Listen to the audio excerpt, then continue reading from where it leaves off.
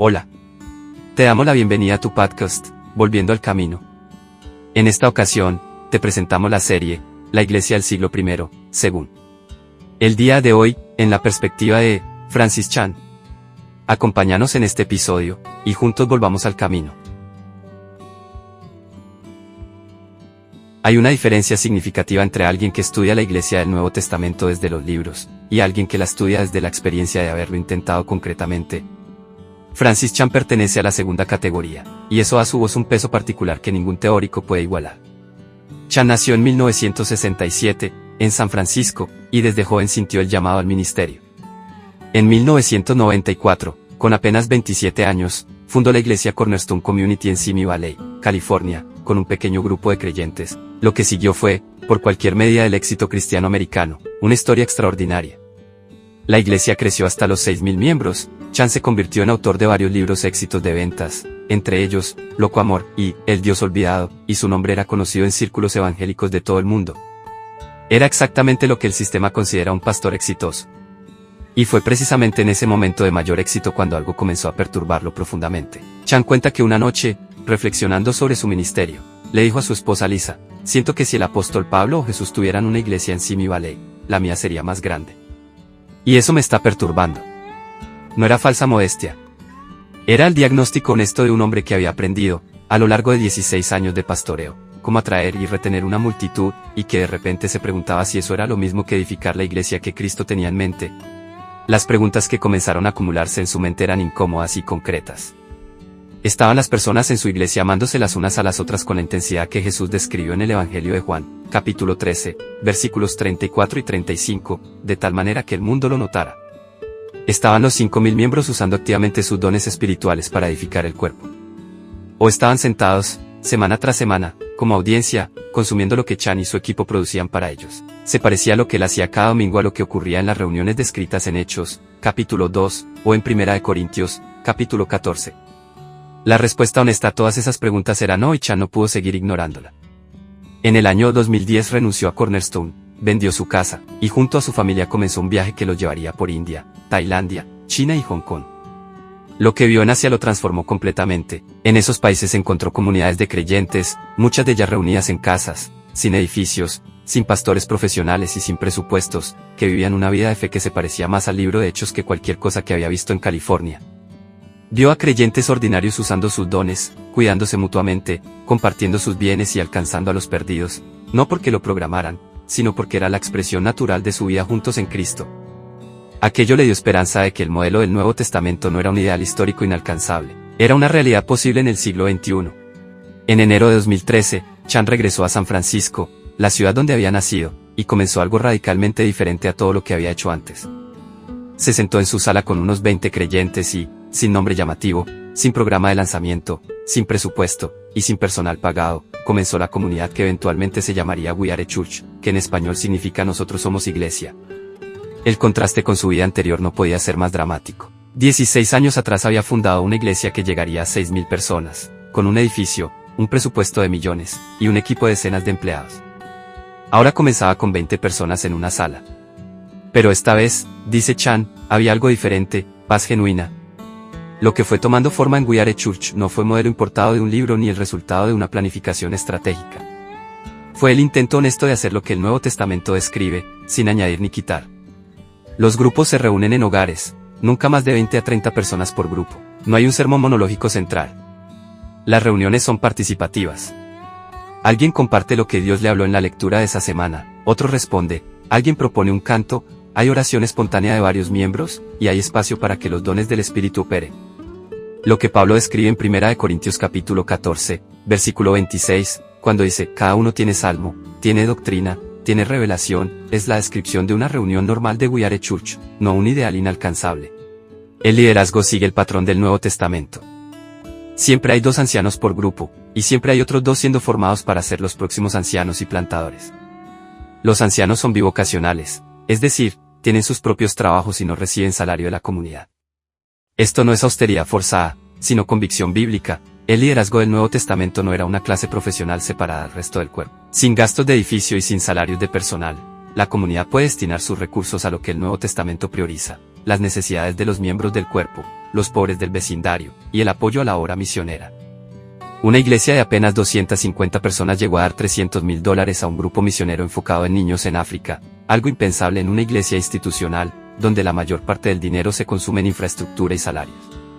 Desde el principio, We Are Church fue diseñada para multiplicarse, no para crecer indefinidamente. Cuando un grupo alcanza cierto tamaño, se divide, no de manera dolorosa o conflictiva, sino como reproducción intencional. Dos de sus miembros más maduros, ya formados como ancianos, salen a comenzar un nuevo grupo en otro hogar, en otro barrio. Este es exactamente el patrón que vemos en el libro de Hechos. Pablo llegaba a una ciudad, la iglesia nacía, formaba ancianos locales y seguía adelante.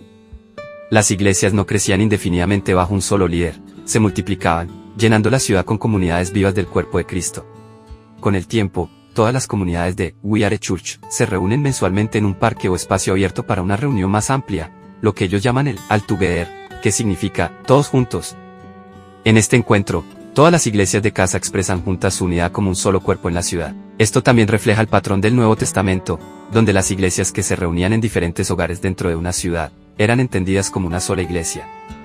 En el año 2017, We Are Church lanzó Church Intensive, un programa de entrenamiento para equipar a plantadores de iglesias alrededor del mundo a establecer comunidades simples, reproducibles y bíblicas.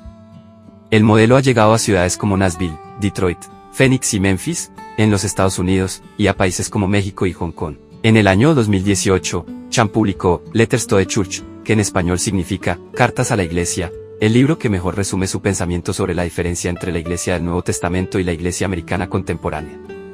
Se convirtió en un éxito de ventas del New York Times, con más de 300,000 copias vendidas. El libro está escrito al estilo de las cartas del Apocalipsis, capítulos 2 y 3, como si Cristo se dirigiera a sus iglesias con amor, pero con urgencia. Y el mensaje central es una confesión directa: los pastores y líderes de la Iglesia americana han entrenado a los creyentes para ser consumidores espirituales, en lugar de miembros activos del cuerpo de Cristo. Chan llama a esto por su nombre, mala práctica pastoral. Un médico que, en lugar de curar a sus pacientes, los hace dependientes de una droga que solo él puede suministrarles, está cometiendo mala práctica médica. Un pastor que, en lugar de equipar a los creyentes para ministrar, los convierte en consumidores de su ministerio, está cometiendo la misma falta, solo que con consecuencias eternas. La iglesia institucional moderna, argumenta Chan, ha construido sus estructuras, el edificio, el sermón semanal, el equipo de adoración profesional y el personal pagado, de tal manera que el creyente promedio llega el domingo, consume el producto espiritual que se le ofrece, y se va a casa sin haber tenido que dar nada, sin haber tenido que usar su don, y sin haber tenido que cargar el peso de nadie más. Y semana tras semana, año tras año, ese creyente se vuelve más pasivo, más dependiente y más consumidor, exactamente lo contrario de lo que el Nuevo Testamento describe como madurez cristiana. La carta a los Efesios, capítulo 4, versículos 11 y 12, dice que los dones apostólicos, proféticos, evangelísticos, pastorales y de enseñanza, fueron dados para perfeccionar a los santos para la obra del ministerio. El propósito de los líderes dotados es equipar a todos los demás para que todos ministren.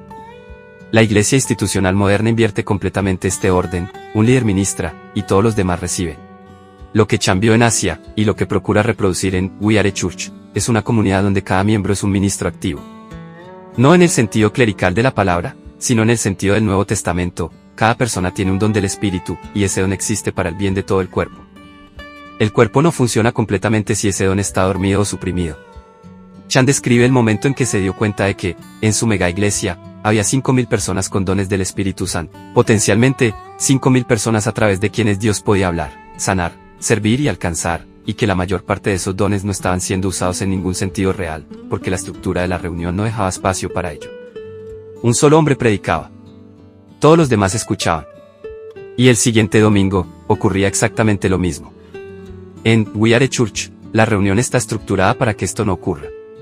No hay un predicador, hay una comunidad de hermanos que viene habiendo leído la misma porción de la escritura durante la semana, y que llega con algo para compartir, una observación, una pregunta, una experiencia, un canto o una oración.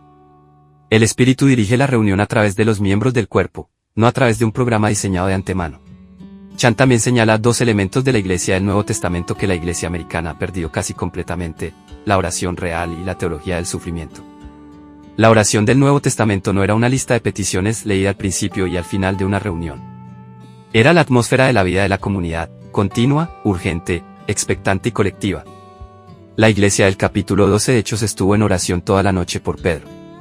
La iglesia del capítulo 4 de Hechos oró colectivamente ante una crisis, y el lugar donde estaban reunidos tembló. Chan desafía a los creyentes modernos a preguntarse con honestidad, ¿cuándo fue la última vez que experimentaron algo parecido?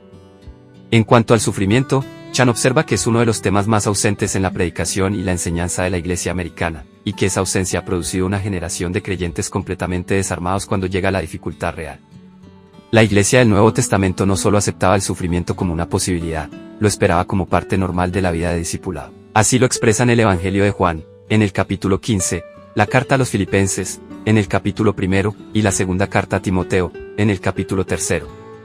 La comunidad se sostenía mutuamente en el sufrimiento, lo cual era posible, precisamente, porque se conocía con profundidad real. Uno de los testimonios más poderosos de We Are Church es el de personas que llegaron completamente marginadas, con historias de adicción, de criminalidad y de fracaso, y que encontraron en esa comunidad algo que no habían encontrado en ningún otro lugar, una familia real. Una mujer que llegó con una historia de crimen y adicción, describió así su experiencia al mudarse a vivir cerca de la familia Chan. Te dejan ver lo bueno, lo malo y lo feo cuando vives con alguien. No tuvieron que cambiar nada. Eso es exactamente lo que ocurría en la iglesia del Nuevo Testamento, donde los creyentes compartían sus vidas cotidianas, las comidas, los bienes, el tiempo y las crisis, no solo sus horas de culto del domingo. Chan describe la visión que tiene para la comunidad, que el amor entre los creyentes sea tan visible y tan extraordinario, que el mundo que los rodea no pueda ignorarlo. No el amor sentimental de un letrero en la pared de una iglesia, sino el amor concreto del que Jesús habló en el Evangelio de Juan, capítulo 13, versículo 35, cuando dijo: en esto conocerán todos que sois mis discípulos, si tuviereis amor los unos con los otros. Ese amor se demuestra en hogares abiertos, en comidas compartidas con los vecinos, en familias que adoptan niños, y en creyentes que dan recursos concretos a necesidades concretas, sin burocracia institucional de por medio. Chan no presenta su modelo como la solución perfecta. Su honestidad sobre las dificultades es parte de lo que hace su testimonio valioso para los creyentes en general. Admite que comenzó con más idealismo del que era realista. Pensó que sería fácil reproducir en San Francisco lo que había visto en China, pero no lo fue. El crecimiento llegó a un punto de estancamiento. Los conflictos dentro de comunidades pequeñas son más difíciles de manejar que en una iglesia grande, donde las personas pueden, simplemente, evitarse. Formar líderes sin estructuras institucionales de apoyo es más lento y más exigente de lo que cualquier libro de plantación de iglesias describe. También reconoce que hay días en que siente el deseo de volver a predicar a una multitud grande. Esa honestidad es importante. Chan no es alguien que haya llegado a esta convicción sin costo personal.